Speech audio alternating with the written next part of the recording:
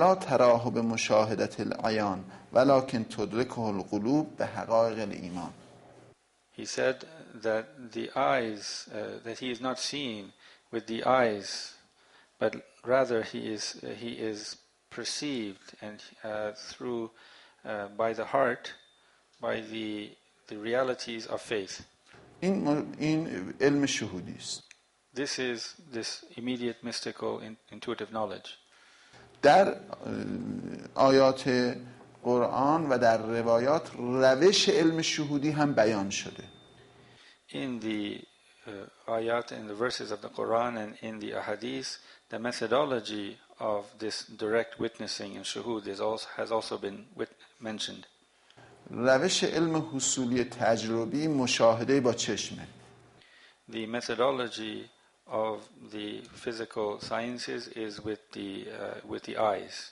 روش علم حصولی تجریدی با برهان و استدلال و تعقل مفهومی است.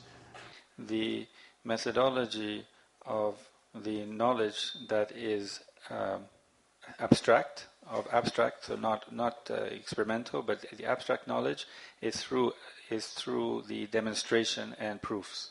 روش علم شهودی تغییر در وجود انسانه، عمل و زندگی است. The methodology of the knowledge, the mystical, intuitive knowledge, the direct knowledge is through changing what is within. It is through a type of practice and living. رسول اکرم روایت شده من اخلص لله 40 صباحا فجر الله ینابیع الحکمت من قلبه على لسانه. کسی که 40 روز معنا کنید.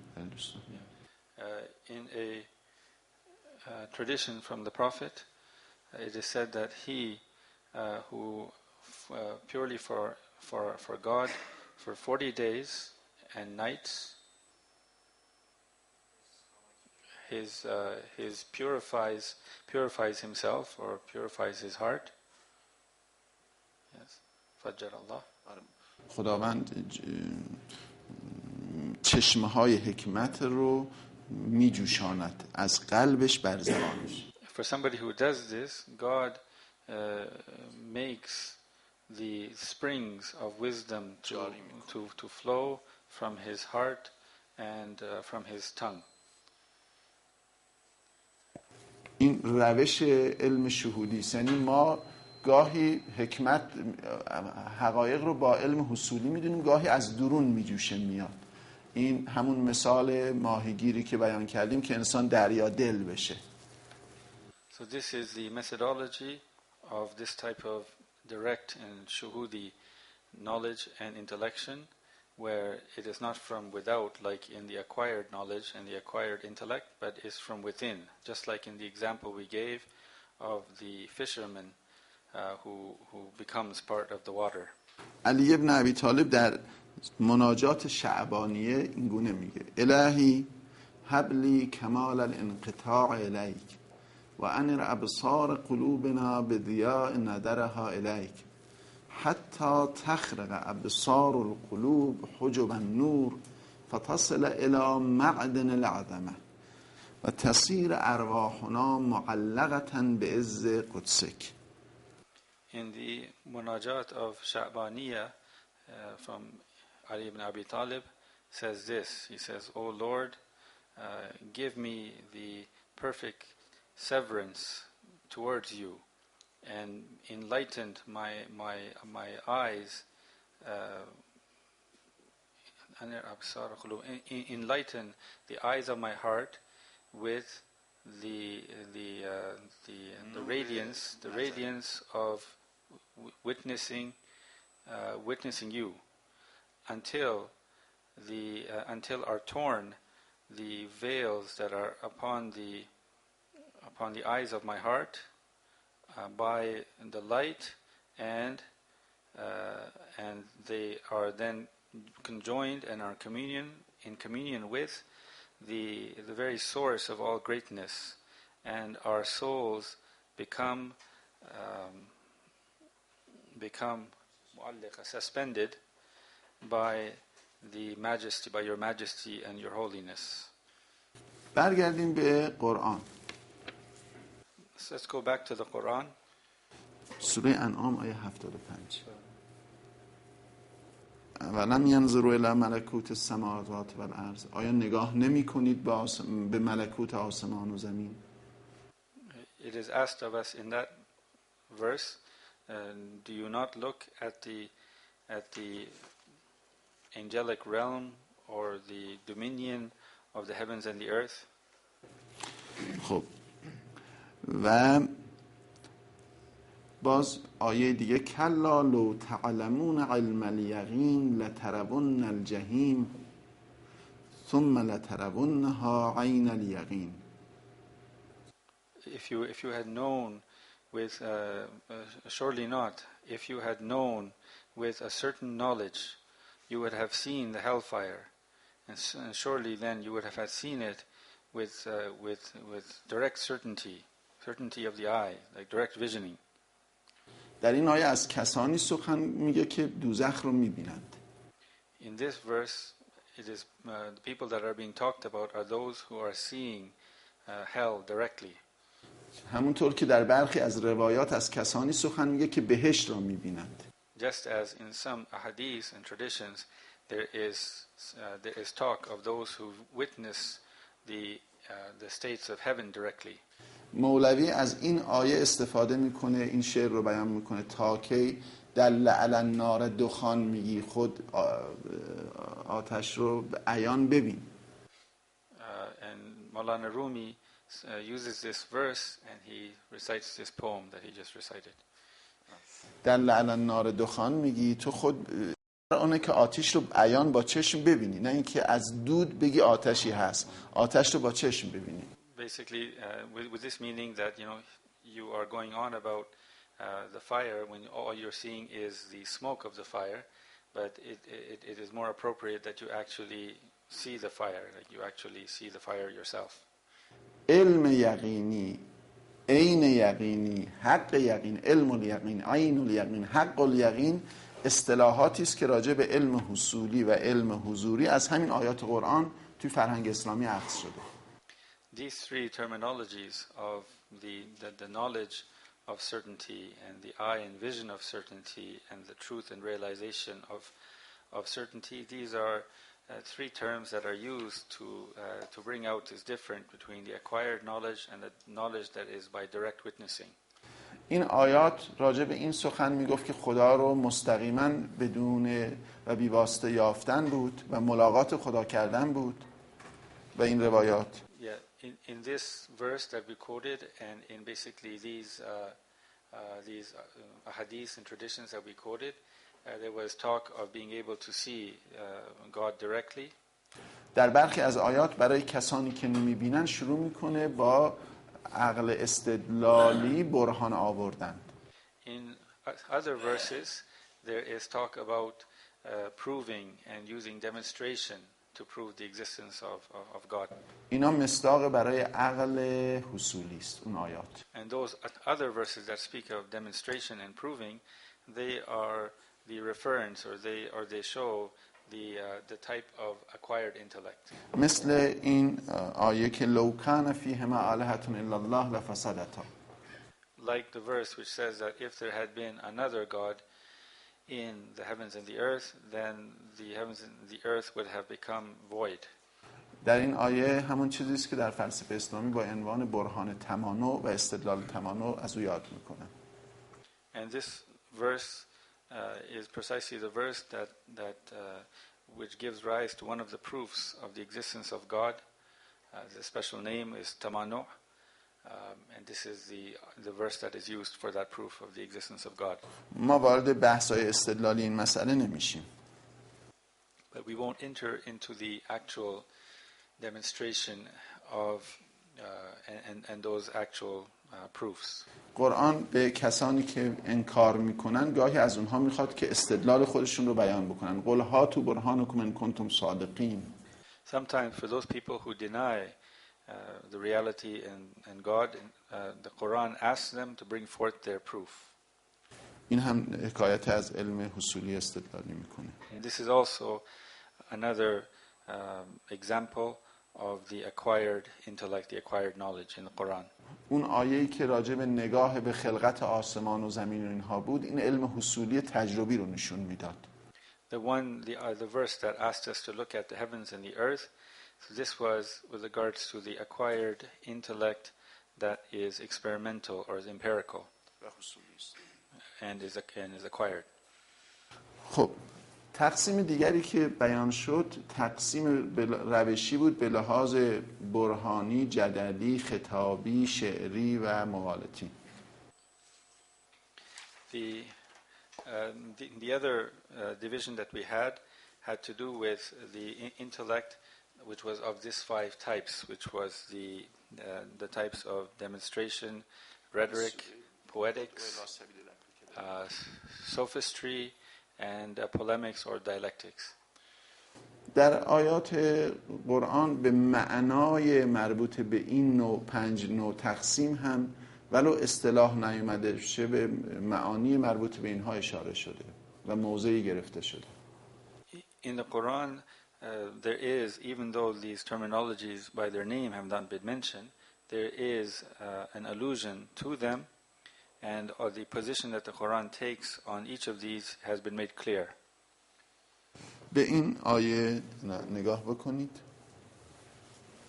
ادع الى سبیل ربک بالحکمة والموعظة الحسنة وجادلهم بالتي هي احسن ان ربک هو اعلم من ضل عن سبیله وهو اعلم بالمهتدین. Call to the way of your Lord with wisdom and goodly exhortation, and have disputations with them in the best manner. Surely your Lord best knows those who go astray from his path, and he knows best those who follow the right way.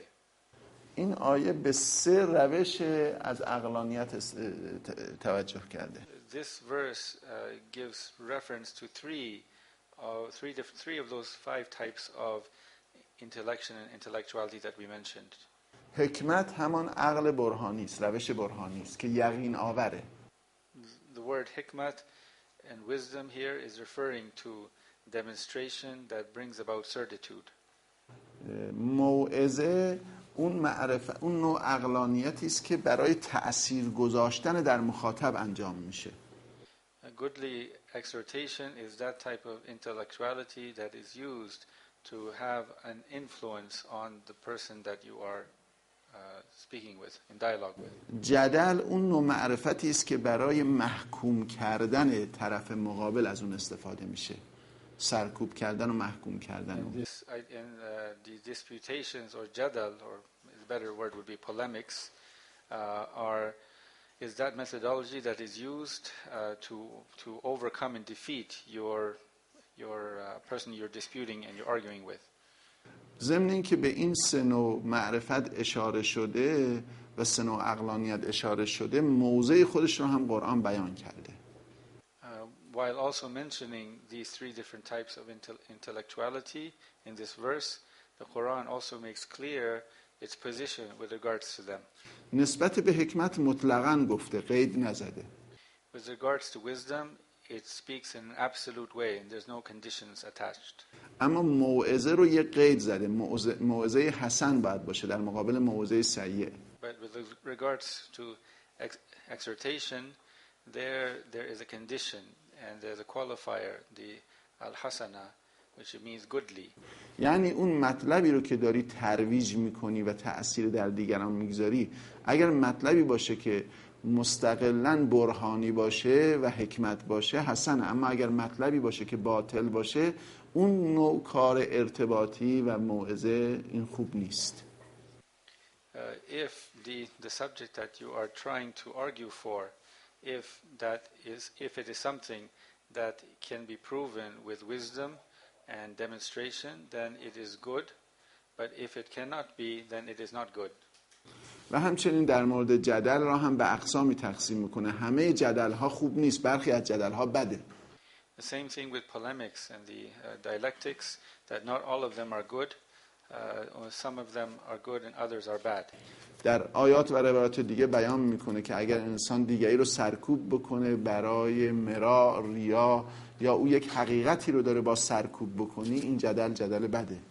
In other verses, there is reference made to if you are using polemics to overcome your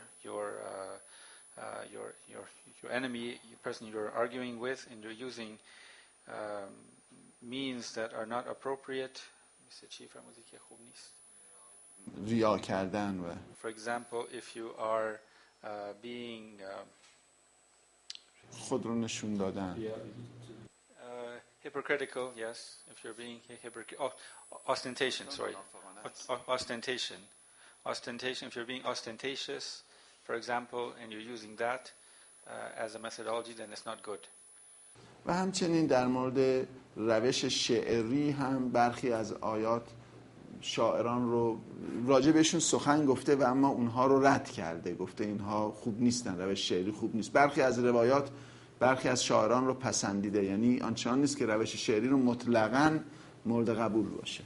With regards to the poetic methodology and subtype, the Quran has mentioned it in certain places. It criticizes them and talks badly about them. In other places, it accepts certain types of poetry and poetical argumentation. خب تقسیم بندی دیگری که در مورد عقل شده تقسیمات کاربردی است.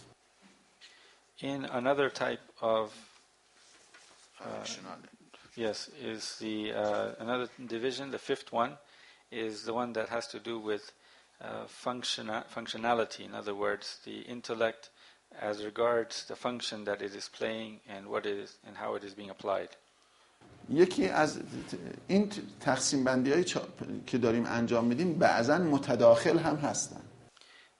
These divisions that we are sort of explaining here, some of them are interlinked or they're overlapping.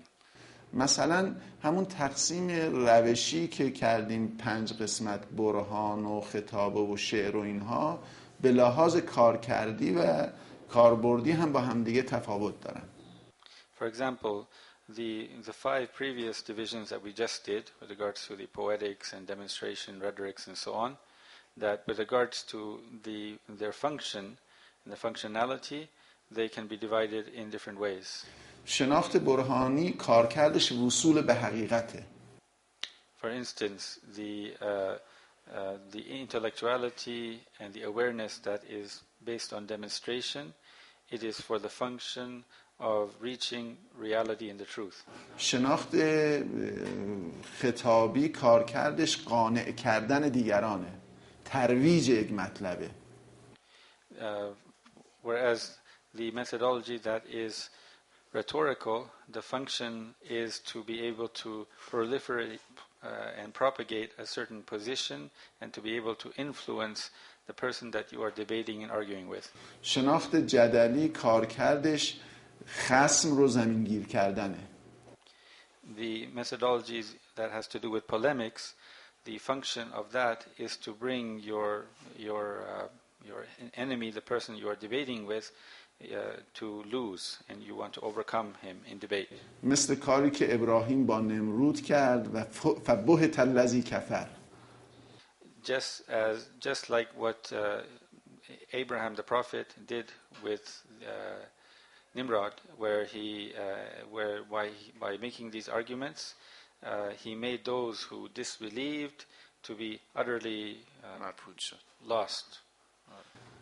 و شناخت شعری کارکردش تحریک احساساته، برانگیختن احساساته. The function of the poetical methodology is to rise and to incite the emotions. اون آیاتی که به لحاظ روشی به اون نوع از عقلانیت ها اشاره داشتن، به لحاظ کارکردی هم این تقسیم به این عقلانیت ها در واقع متداخلن و اشاره دارن.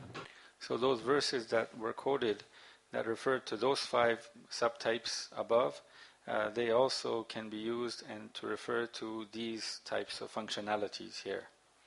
حالا یه نوع تقسیم بندی دیگر کارکردی هم وجود داره که توی تقسیم هایی شده که در جهان مدرن انجام میشه. مثلا هابرماس تقسیم میکنه عقل رو به عقل ابزاری، عقل ارتباطی و عقل انتقادی.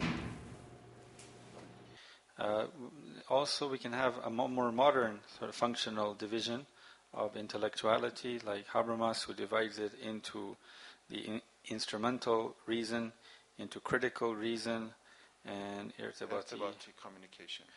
communicative reason. و یا مثلا در حلقه فرانکفورت از عقل انتقادی سخن میگویند. نه، مقابل وین، فرانکفورت. So, for example, in the circle of the Frankfurt, there is also talk about عقل انتقادی، critical reason.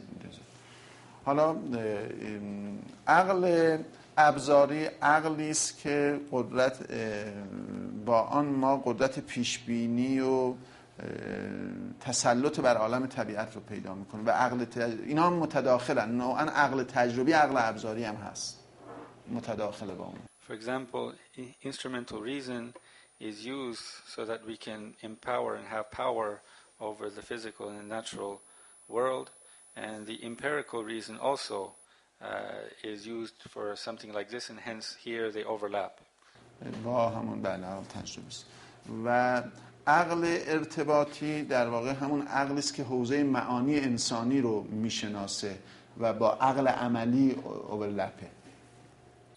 The one that we call the communicative reason, it is the one that deals with human meanings, and hence it overlaps with that which we earlier on called the practical intellect. بخشی از عقل عملی است، البته نه همه اون. A part of the practical intellect. و عقل انتقادی بخش دیگری از عقل عملی است که شروع میکنه به تجویز و نقد کارهای انسانی که انجام شده. And the critical reason is also another part of the practical intellect that deals with criticizing and prescribing various human actions. حالا من به برخی از آیاتی که به این اقسام عقل اشاره دارند میپردازم، بیان میکنم. And I'm going to go over some of the verses that point to these different types of functional. به این آیه نگاه بکن. انا انزلناه قرآنا عربیا لعلکم تعقلون. For example, this verse that we have